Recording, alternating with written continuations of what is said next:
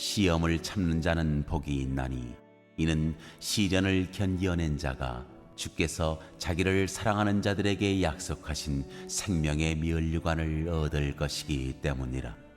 사람이 시험을 받을 때 내가 하나님께 시험을 받는다 하지 말지니 하나님은 악에게 시험을 받지도 아니하시고 친히 아무도 시험하지 아니하시느니라.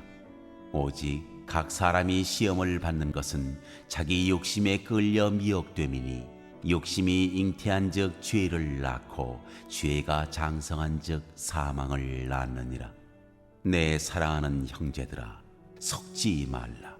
온갖 좋은 은사와 온전한 선물이 다 위로부터 빛들의 아버지께로부터 내려오나니 그는 변함도 없으시고 회전하는 그림자도 없으시니라. 그가 그 피조물 중에 우리로 한 첫 열매가 되게 하시려고 자기의 뜻을 따라 진리의 말씀으로 우리를 낳으셨느니라.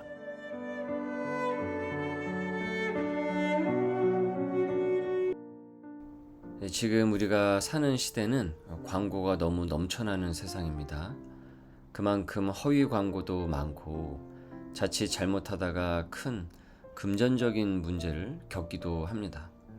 버튼 하나 잘못 눌렀다가 자동 결제가 되는데도 한참이 지난 후에 알게 되는 눈뜨고 코를 베이는 세상이기도 합니다.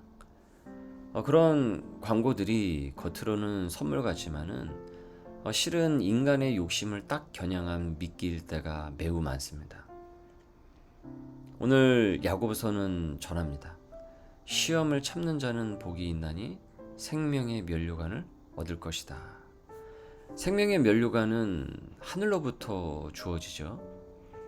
한마디로 위에서는 면류관을 약속을 하시고 이 땅의 세계에서 아래에서는 미끼가 사람을 유혹을 하며 흔들어댑니다.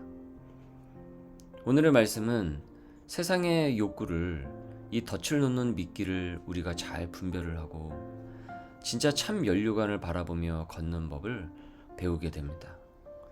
먼저 유혹은 환경보다 욕심에서 시작이 됩니다. 12절에서 15절의 내용인데요. 우리는 흔히 환경 탓, 누구 탓, 그리고 심지어 하나님 탓을 합니다. 누구 때문에 내가 이렇게 됐다. 그런데 야고보서는 전하고 있습니다. 하나님은 시험을 받지도 않고 시험하지도 않으신다. 14절에 오직 각 사람이 시험을 받는 것은 자기 욕심에 끌려 미혹됨이다. 유혹은 바깥에서 우리에게 억지로 쑤셔 넣기보다는 의식적이든 무의식적이든 내 안에 있는 욕심이 바깥에 미끼를 물 때 일어나게 됩니다. 그래서 오늘 야고보는 그 과정을 이렇게 그리고 있어요. 욕심이 잉태한즉 죄를 낳고 그 죄가 잉태한즉 사망을 낳는다. 욕심이 낳고 죄를 낳아 그 죄가 죽음을 낳습니다. 욕심이 임신을 하게 되면 결국 출산을 하게 되는데 그것이 사망이라는 거예요. 그러니까 유혹의 끝은 사망이라는 것이죠. 그래서 유혹의 핵심은 무엇을 보느냐 이것보다도 내 마음이 무엇을 더 좋아하고 사랑하느냐입니다. 그러니까 내 마음이 뭐에 자주 끌리는가, 무엇을 더 좋아하고 그것을 갈망하는가입니다. 거기서 미끼가 사단이 미끼를 던집니다. 예를 들어 분노가 치밀 때 실은 우리는 상대의 말이 문제처럼 보이게 하죠. 상대의 행동이 문제처럼 보이기도 합니다. 근데 사실은 상당수의 그 분노 중에는 내가 꼭 이겨야 한다라는 그 욕심이 그 분노의 미끼를 물게 되죠. 충동 구매라는 것도 그렇죠. 수많은 현란한 그 광고가 너무나도 현란하고 저 광고를 보면 살 수밖에 없잖아. 그 광고의 문제를 자꾸 지적하기보다는 내가 지금 당장 만족하고 싶다라는 내 안의 욕심이 그 광고를 봄을 통해서 트리거가 돼서 충동적으로 불필요한 물건들도 사게 되는 겁니다. 그리고 그때는 그 가격이 비싸게 느껴지질 않아요. 내가 그것을 소유하고픈 열망과 갈망이 훨씬 크기 때문에 그것은 나에게 합리적인 가격처럼 제시가 됩니다. 비싸다고 할지라도요. 이처럼 이 세상 가운데서는 너무나도 많은 유혹의 미끼가 우리에게 계속 던져주고 있습니다. 그러면 이것을 우리는 어떻게 분별을 하고 끊어낼 수가 있을까? 결론은 주님 사랑이 답입니다. 사랑의 대상이 명확해져야 된다는 겁니다. 12절을 보십시오. 주를 사랑하는 자들에게 약속하신 면류관이라고 했습니다. 주를 사랑하는 그 사람들에게 약속하신 생명의 면류관을 얻게 될 것이다. 즉, 생명의 면류관은 주님을 사랑하는 사람들, 하나님을 사랑하는 사람들이 얻게 되는 면류관입니다. 우리가 하나님의 나라에 완전하게 입성을 하게 될 때 그 생명의 면류관을 우리가 쓰게 되지만은 우리는 이 땅 가운데서도 하나님의 여러 작은 면류관을 쓸 수가 있습니다. 그래서 유혹의 그 반대편에는요, 언제나 사랑이 있어요.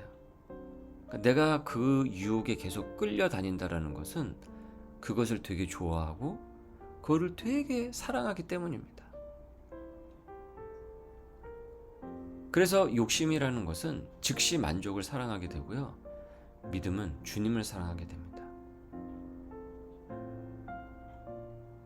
그래서 사랑의 대상을 우리가 바꿀 때만이 그 욕심이 미끼가 되어서 나를 끌어당기고 사망으로 망하도록 하는 것을 막아낼 수가 있습니다. 그렇게 우리가 일상 가운데서도 이런 방법도 좋을 것 같아요. 어떤 유혹 경보가 울리면은 한 5초라도 짧게라도 숨을 고르고, 주님, 제가 지금 무엇을 사랑하고 있습니까? 이것을 선택해도 되는 것입니까? 아니면 불필요한 것입니까? 이것이 하나님께 영광이 되나요? 이것이 정말 나를 위한 것입니까? 누구를 위한 것일까요? 이렇게 기도를 하는 것이 매우 필요합니다. 면류관은 지금의 이 미끼가 주는 유혹의 달콤함보다 훨씬 커요.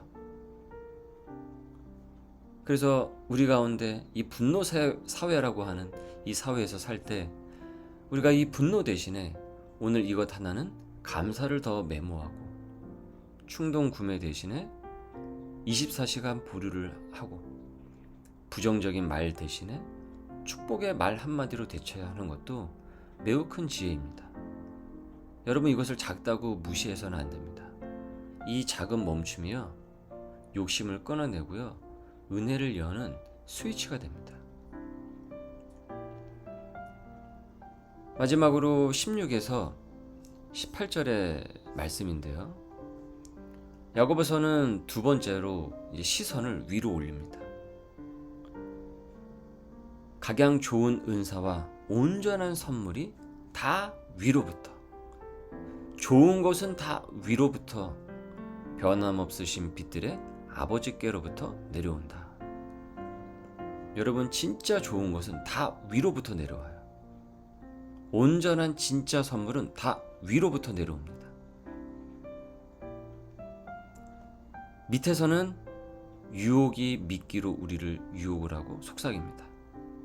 그래서 계속 모자라다라는 신호를 줘요. 그래서 지금 당장 무언가를 채워야 된다고 합니다. 그러나 복음은 말합니다. 너는 이미 위에서 받은 자다. 구원의 선물을 받은 자다. 너 때문에 예수 그리스도께서 십자가에 못 박혀 죽으셨다. 너를 속죄하시기 위하여 너를 구원하셨다. 하나님께서는 너를 사랑하시며 너에게 생명의 면류관을 주시길 원한다.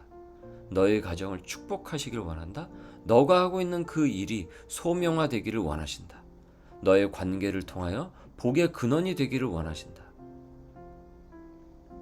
우리 하나님은 선하십니다. 그분의 선하심은 이 세상의 환율처럼, 예를 들어 환율처럼, 환율이 어떻습니까? 왔다리 갔다리 하죠. 맨날 뉴스를 보면, 경제 뉴스 보면 오늘 얼마입니다. 또 내일은 또 내렸습니다. 올랐습니다. 이렇게 합니다. 그런데 하나님의 그 선하심은 환율처럼 출렁이지를 않아요. 하나님께서 나를 향한 그 관심과 사랑은 출렁이질 않습니다. 조석지변으로 변하지 않습니다. 그분은 말씀으로 저와 여러분을, 우리를 새 생명으로 나게 하셨어요. 그래서 우리를 가리켜 뭐라고 부르십니까? 18절에 보니까 피조물 중에 첫 열매다라고 부르시죠. 이 첫 열매는 무엇입니까? 견본이죠. 어떤 물건을 만들어요. 그러면 그것이 하나가 첫 그 제품이 견본이 되죠. 세상이 하나님의 선물이 이런 것이구나, 그것을 먼저 맛보아 알도록 먼저 보여주신 사람, 먼저 그거를 깨닫게 해주신 사람, 그 사람이 바로 성도라는 거예요. 이 땅 가운데서. 그래서 첫 열매다라고 한 겁니다. 그래서 우리를 첫 열매가 되게 하시려고 우리를 낳으셨느니라. 진리의 말씀으로, 자기의 뜻을 따라 진리의 말씀으로 우리를 낳으셨느니라. 그래서 첫 열매는 먼저 드려지는 것입니다. 우리가 첫 열매이기 때문에 우리의 삶을 먼저 하나님 앞에 잘 드리는 겁니다. 그래서 첫 열매로 산다라는 것은요, 먼저가 습관이 되는 삶이에요. 하루의 시작의 먼저를 무엇으로부터 시작을 할지, 생각의 먼저가 무엇이어야 되는지, 선택을 할 때 그 먼저가 무엇이어야 될지. 미끼와 유혹이 먼저가 아닙니다. 먼저 하나님, 먼저 복음입니다. 먼저 소명입니다. 그 먼저가 우리의 생활 속에서 쌓이게 되면, 우리의 가정에 계속 쌓이게 되면 하나님께서 내 주변의 공기를 바꾸시는 것을 우리는 깨닫게 될 것입니다.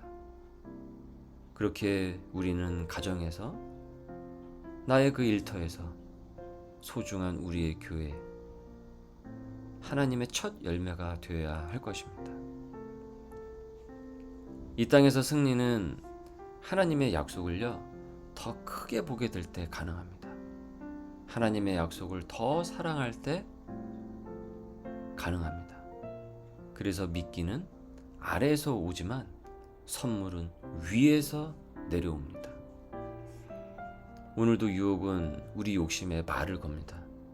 그러나 빛이 되신 우리 하나님 아버지께서는 변함없이 오늘도 우리에게 좋은 선물을 내려주시길 원합니다. 그분이 이미 우리를 말씀으로 낳으셨고 첫 열매로 부르셨기 때문이죠. 생명의 면류관을 장차받을 사람으로서 오늘도 승리하는 우리 소명의 백성들 되시기를 주님의 이름으로 축원합니다. 은혜가 많고 감사하신 아버지, 아래에서 흔들리는 미끼가 아니라 위에서 내려오는 온전한 선물을 오늘 야고보서를 통해 보게 하여 주심을 감사드립니다. 주님, 제 안의 욕심이 임신을 해서 죄를 낳지 않도록, 그래서 유혹 앞에서 멈추고 전환하고 하나님의 것으로 대체할 수 있는 지혜와 담대함을 더하여 주옵소서. 말씀으로 우리를 낳으시고 첫 열매로 부르셨다고 했습니다.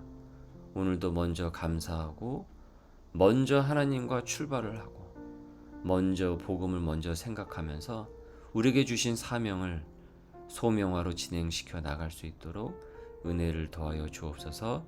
우리의 가정과 일터와 교회에서 말과 선택이 빛이 되게 하여 주시고, 또한 흔들리는 주변의 사람들을 일으켜서 함께 면류관의 약속을 바라볼 수 있도록 인도하여 주옵소서.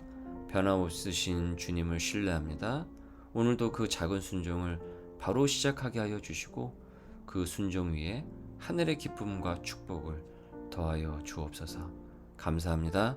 예수님의 이름으로 기도드립니다. 아멘.